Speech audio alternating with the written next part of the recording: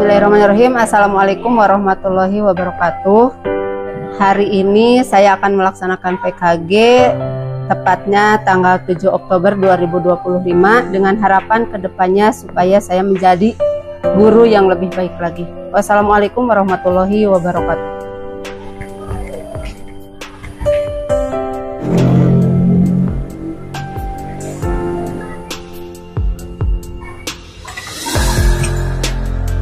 Assalamualaikum. Ibu. Makasih. Ini hari ini bagian kegiatan PKG. Ya Pak. Sudah turun jadwalnya dari bidang kurikulum hari ini. Sudah Pak.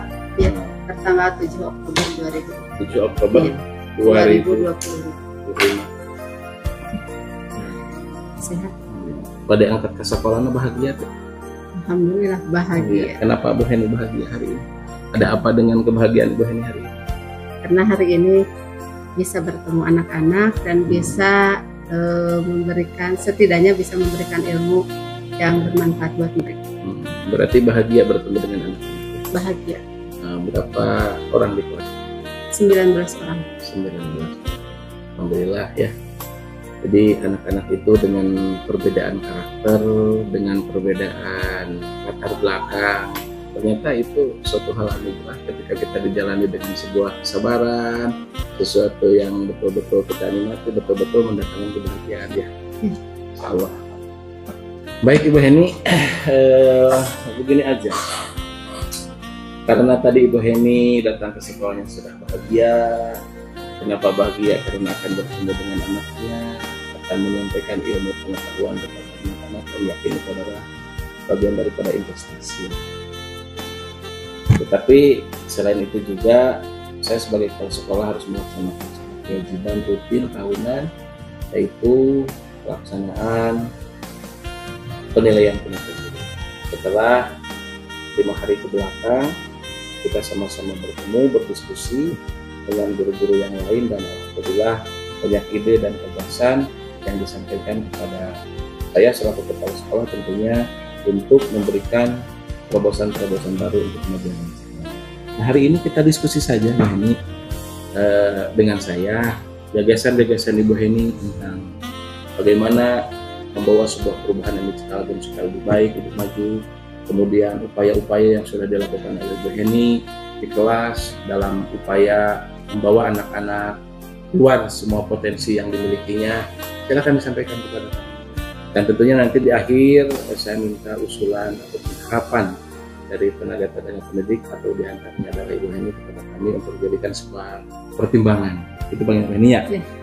Baik Ibu, salah satu kewajiban yang harus saya lakukan yaitu adalah kepala sekolah memiliki kompetensi supervisi. Artinya kemampuan supervisi ini menjadi sebuah tolok ukur membawa pandangan MIC Kalagen ke depan harus lebih baik dalam tatanan bagaimana guru melaksanakan proses pembelajaran. Itu berarti supervisi akademik ya. Nah, kemudian yang kedua, sekarang di bulan Oktober supervisi akademik itu sudah kita lakukan di bulan September, Agustus dan September. Nah, sekarang masuk tahap Oktober kita melaksanakan PKG. PKG ini berarti sama juga mengetahui sejauh mana tingkat keberhasilan guru dalam menjalankan tugas. Artinya Bapak menilai dari 4 aspek yang harus dimiliki oleh seorang guru. Itu berkaitan dengan kompetensi guru. Ada apa saja? Kompetensi seorang guru itu harus mencakup 4 hal ya Pak. Satu pedagogi, yang kedua sosial, yang ketiga profesional, dan kepribadian. Supaya lebih mudah diingat saja, kita lebih suka ingat yang disingkat-singkat. PKX Pro. Nah ya PKX Pro. P-nya apa? P-nya pedagogi, ya. K-nya kepribadian, S-nya sosial, profesional. Pro-nya profesional. Apa yang Ibu Heni pahami tentang keempat aspek itu? Singkat saja. Yang harus lebih dipahami ataupun yang harus dipahami dari keempat dari semua keempat itu apa yang Ibu Heni?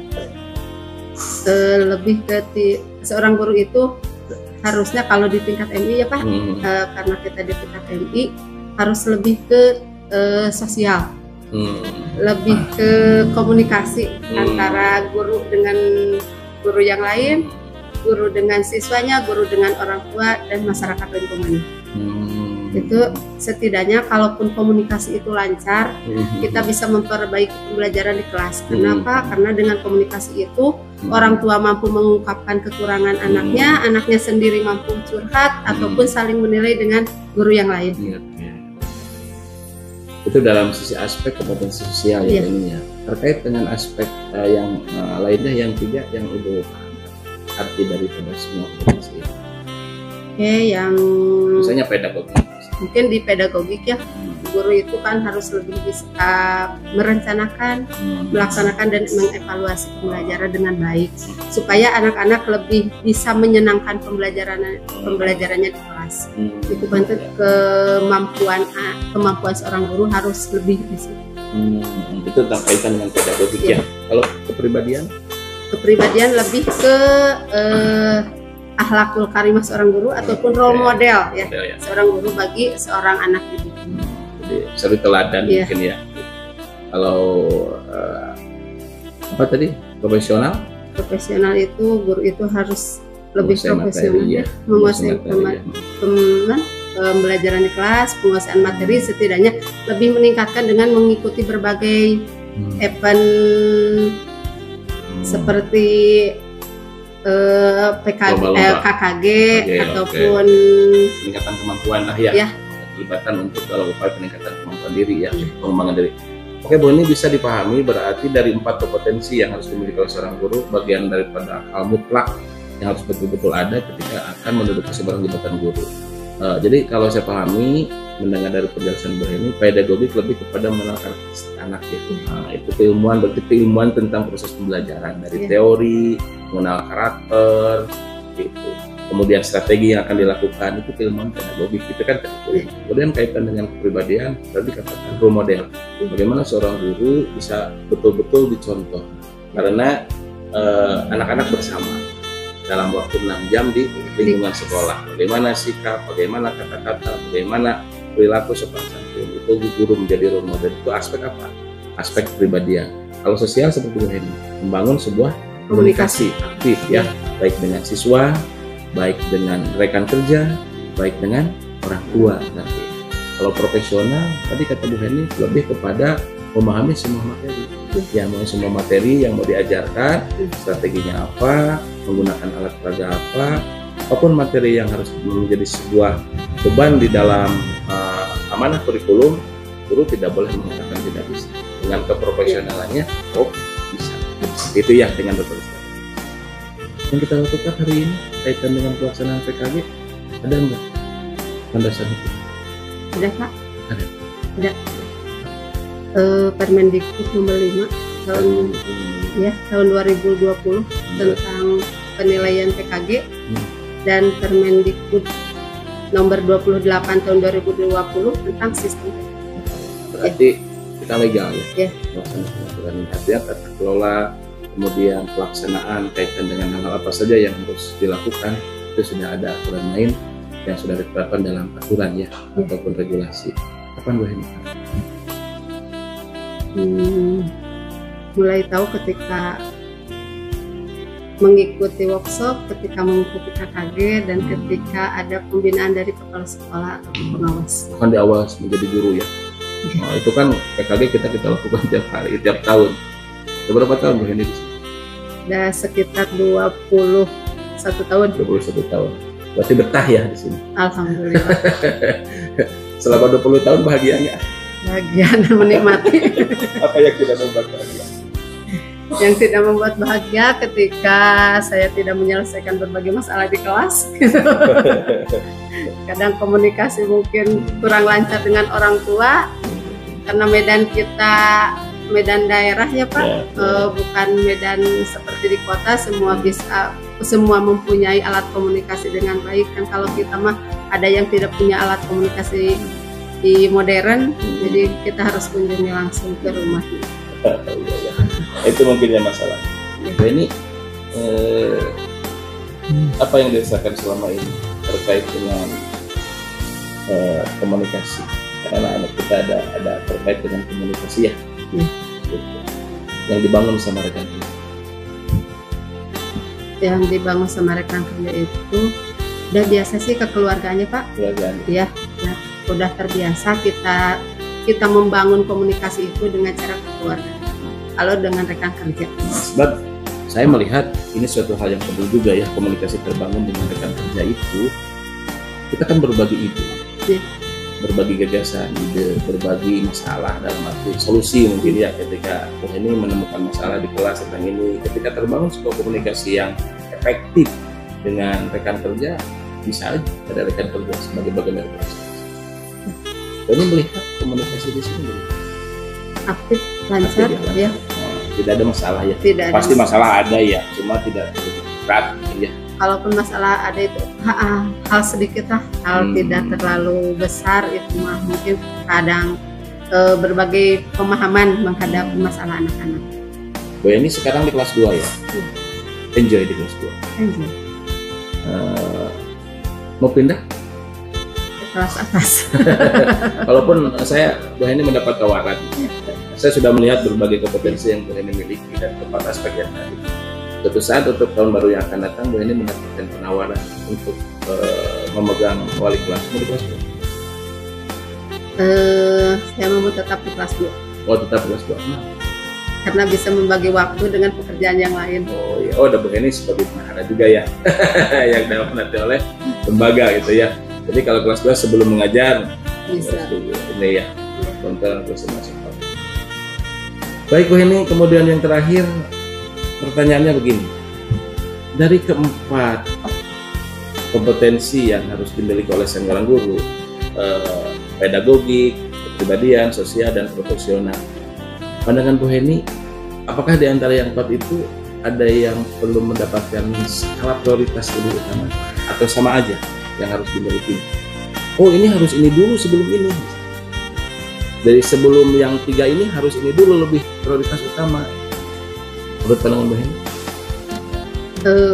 Kalaupun ada yang harus diprioritaskan, menurut saya tidak ada.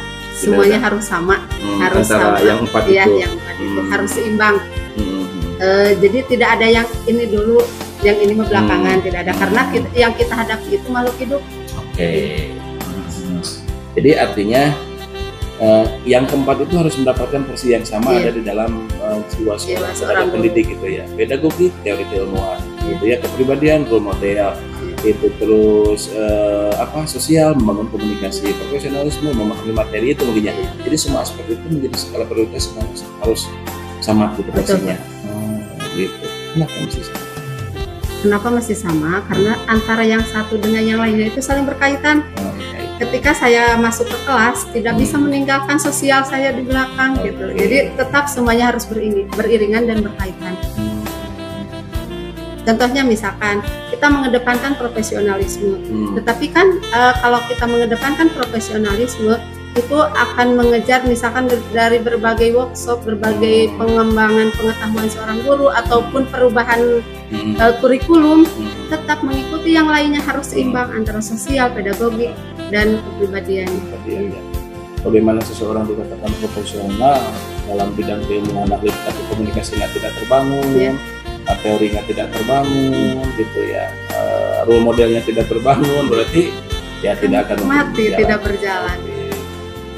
Semuanya harus melakukan porsi yang sama harus ya. Beriringan. Harapan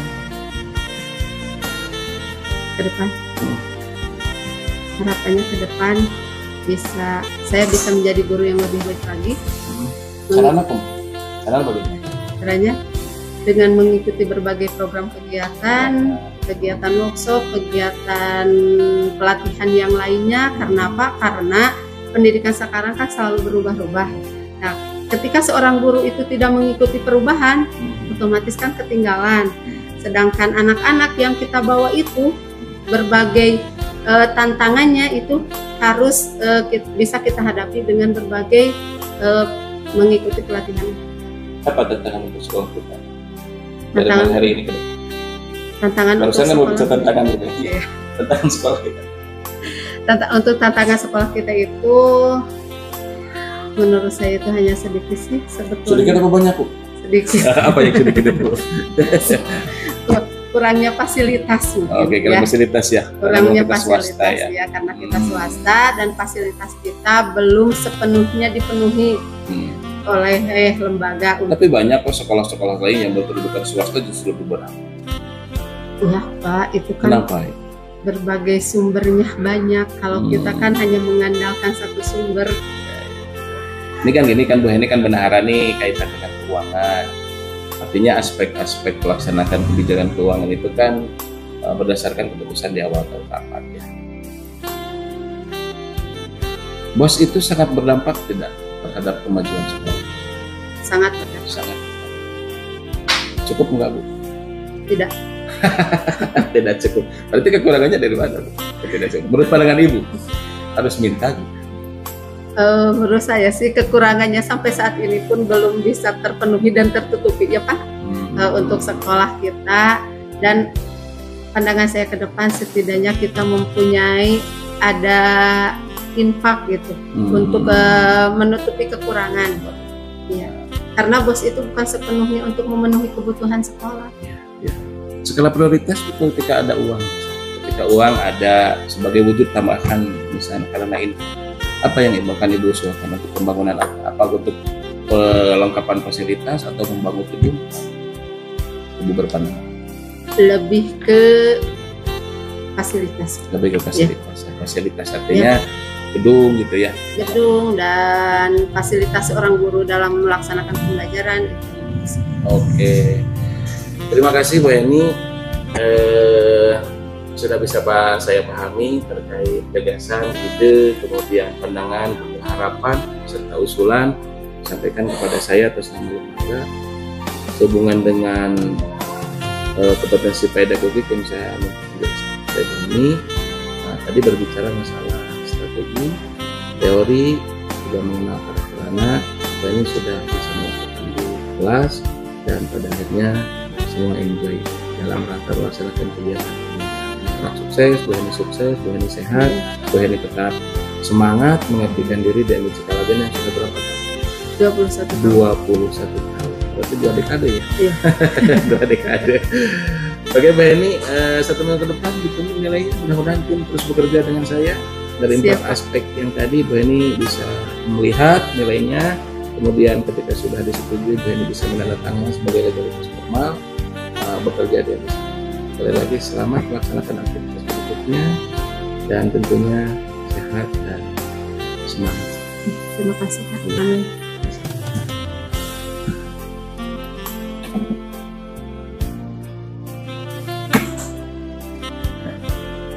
Pak Turnuhun.